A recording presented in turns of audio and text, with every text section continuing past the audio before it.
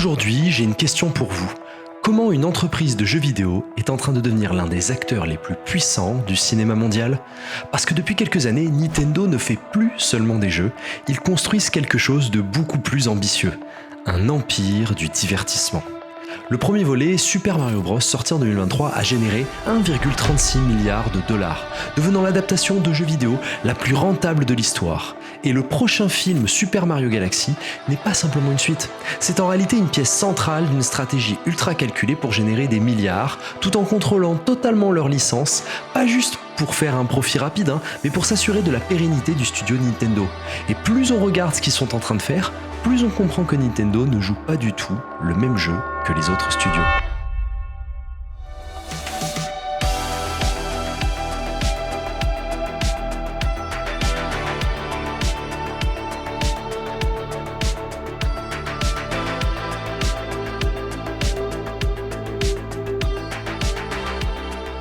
Alors pour comprendre tout ça, il faut revenir à une erreur, un échec même. Le film Super Mario de 1993, un désastre critique et un traumatisme pour Nintendo. En même temps, il suffit de voir le film quoi.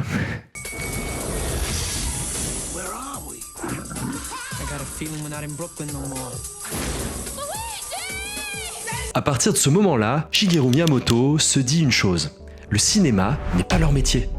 Pendant des années, Nintendo reste à distance, jusqu'à une rencontre clé en 2014 via les parcs Universal.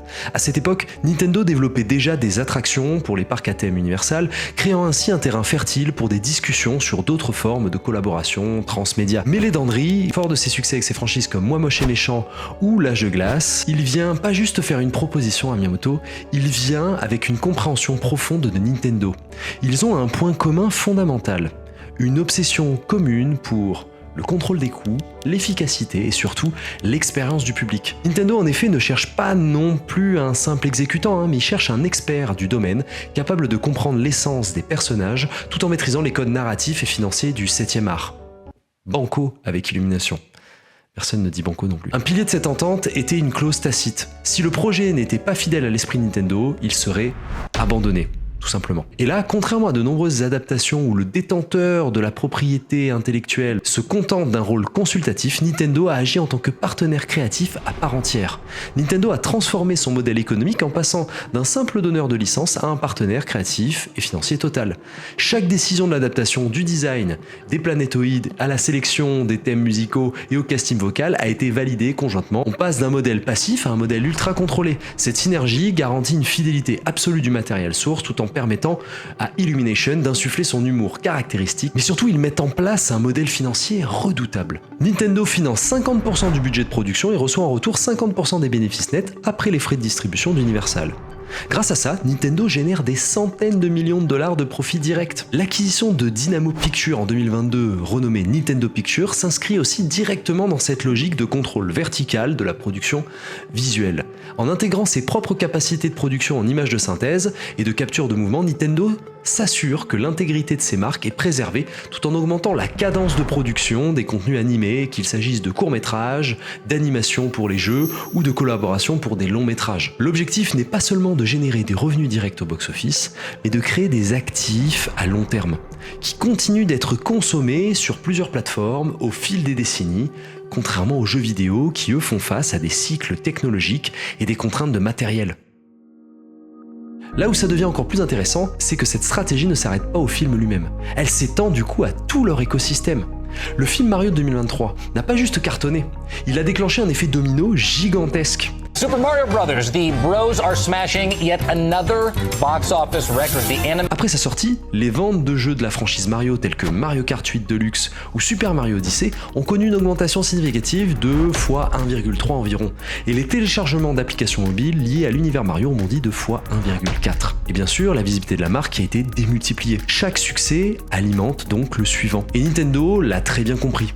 Le cinéma devient leur meilleur outil marketing. Pas pour vendre un film, mais pour vendre tout le reste. Les jeux, les consoles et les produits dérivés. Et c'est exactement là que Super Mario Galaxy entre en jeu. Parce que ce nouveau film n'est pas juste une suite. Enfin, si, c'est une suite, mais quand on voit le synopsis du film selon Google, bon, on comprend que personne n'en a rien à faire de l'histoire, grosso modo.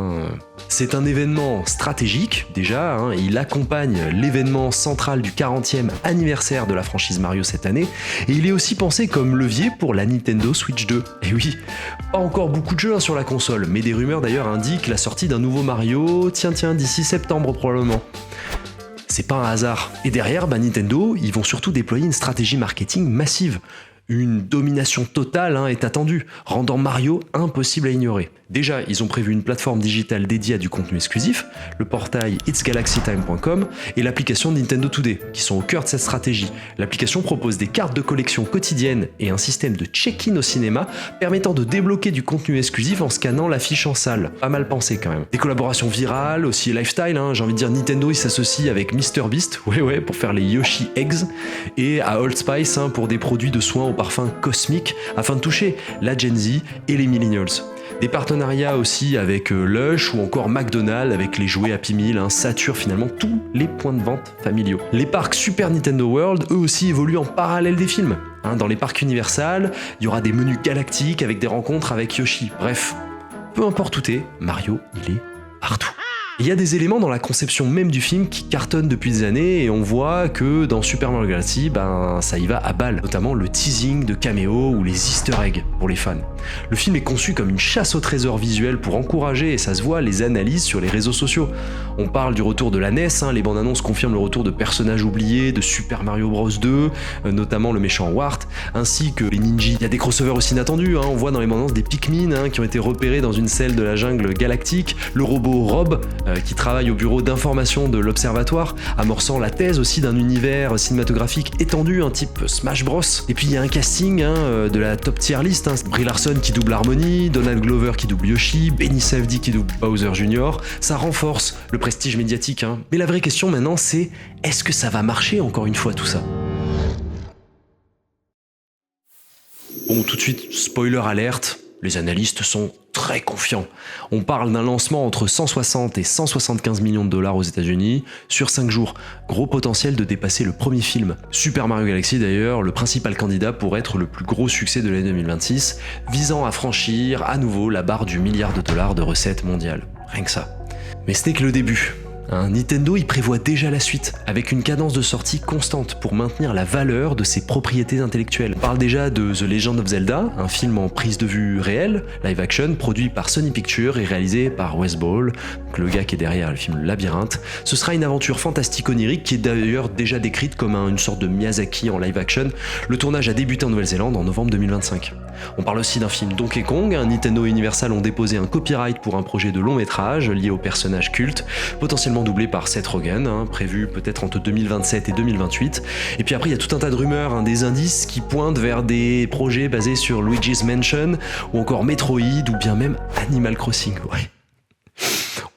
Et puis surtout, on est face à une trilogie Mario. Des rumeurs suggèrent que la série Mario est planifiée comme une trilogie, et le troisième volet pourrait d'ailleurs introduire peut-être Wario ou s'orienter sur des crossovers, comme j'ai dit tout à l'heure, à la Super Smash Bros. Donc on n'est pas prêt de plus entendre parler de Nintendo au cinéma. Au final, Nintendo est en train de faire quelque chose de très rare. Ils ne s'adaptent pas au cinéma. Ils redéfinissent un peu les règles. En contrôlant leur licence, en reliant chaque projet à leur écosystème et en transformant chaque film en une machine à cash globale, ils construisent un empire. Et la vraie question maintenant c'est, est-ce qu'ils vont devenir le nouveau Disney du divertissement ? Alors dites-moi ce que vous en pensez en commentaire. Si vous aimez comprendre les coulisses du cinéma, abonnez-vous. Parce qu'ici, on ne va pas juste parler de films, on va parler de tout ce qu'il y a derrière l'écran. Salut!